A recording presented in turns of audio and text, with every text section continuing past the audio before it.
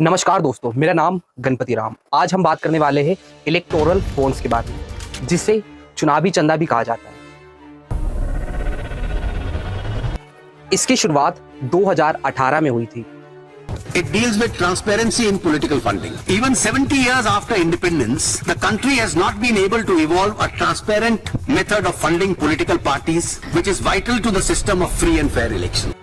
अब supreme court ने इसे असंवैधानिक घोषित कर दिया है।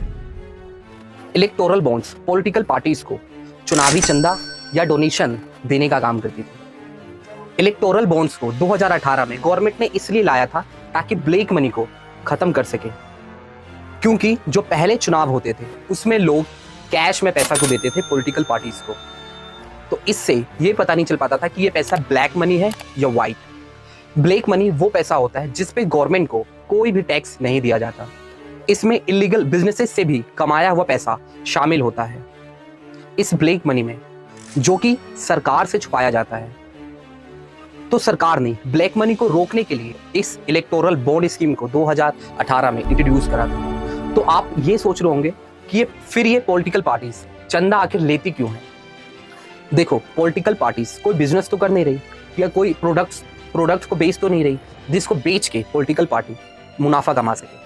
पॉलिटिकल पार्टी तो एक समाज सेवा करती है, इसलिए पॉलिटिकल पार्टीज डोनेशन लेती है इलेक्शन के टाइम पॉलिटिकल पार्टीज को रैली निकालनी पड़ती है, पोस्टर छापने पड़ते हैं, एडवर्टीजमेंट करने पड़ते हैं, कार्यकर्ताओं को खाना पीना खिलाना पड़ता है। इस सब के लिए खर्चा होता है पॉलिटिकल पार्टीज का। अगर कोई ईमानदारी से इलेक्शन लड़ना भी चाहे तो भी उसे करोड़ों रुपए लग जाते हैं। बिना पैसे के कोई भी इलेक्शन नहीं जीत सकता।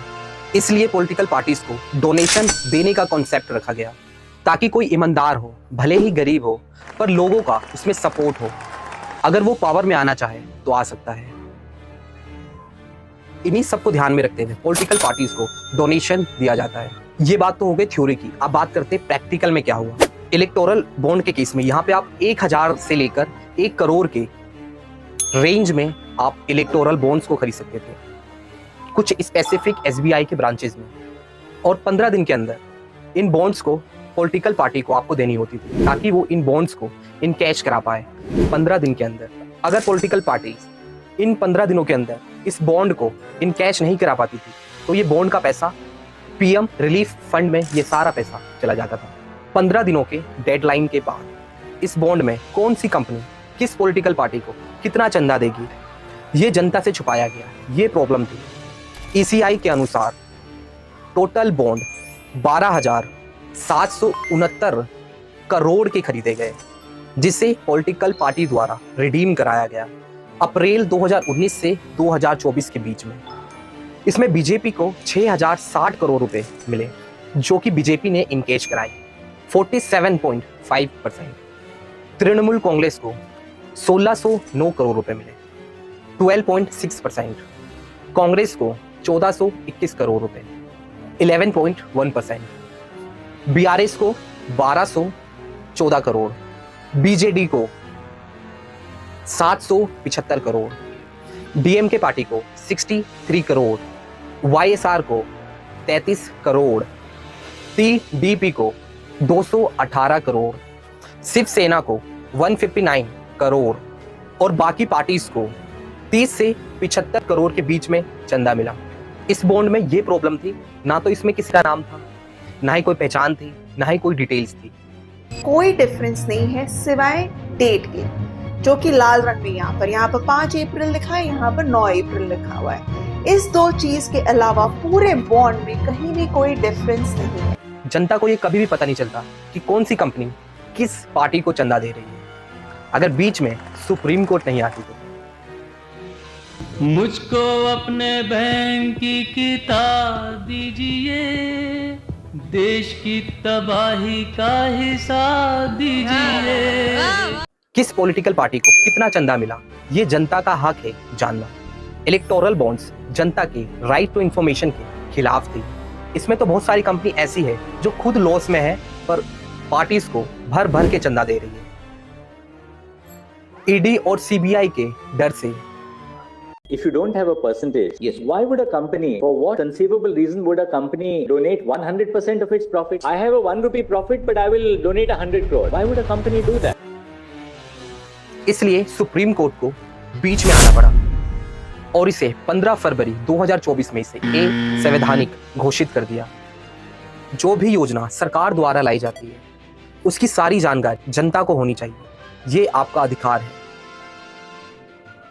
अब नेक्स्ट क्या, जो भी पॉलिटिकल पार्टी है या जो विपक्ष की पार्टी है या सुप्रीम कोर्ट, इसका कोई विकल्प या सलूशन ढूंढना पड़ेगा, क्योंकि डोनेशन की आवश्यकता सभी पार्टी को होती है इलेक्शन के टाइम। वो सलूशन ऐसा होना चाहिए जिससे जनता को एक एक पैसे का हिसाब हो सभी राजनीतिक पार्टियों द्वारा, जिससे पारदर्शिता ला सके और ब्लैक मनी भी इससे कम हो। सरकार को जो भी इलीगल बिजनेसेस चल रहे हैं इसे बैन करना चाहिए, उनके बिजनेस लाइसेंस को जब्त कर लेना चाहिए, बंद कर देना चाहिए। ऐसा नहीं होना चाहिए अगर कोई इलीगल बिजनेस चलाने वाली कंपनी इलेक्शन के टाइम पॉलिटिकल पार्टी को चंदा दे तो उसे माफ कर दिया जाए। पॉलिटिकल पार्टी द्वारा इससे देश का नुकसान होता है। अगर आप अच्छे कॉन्ट्रैक्ट एलिजिबल कैंडिडेट को नहीं देते तो इससे बहुत सारे हादसे हो जाते हैं, सड़क 2 साल के अंदर खराब हो जाती है, तो इससे बहुत नुकसान होता है।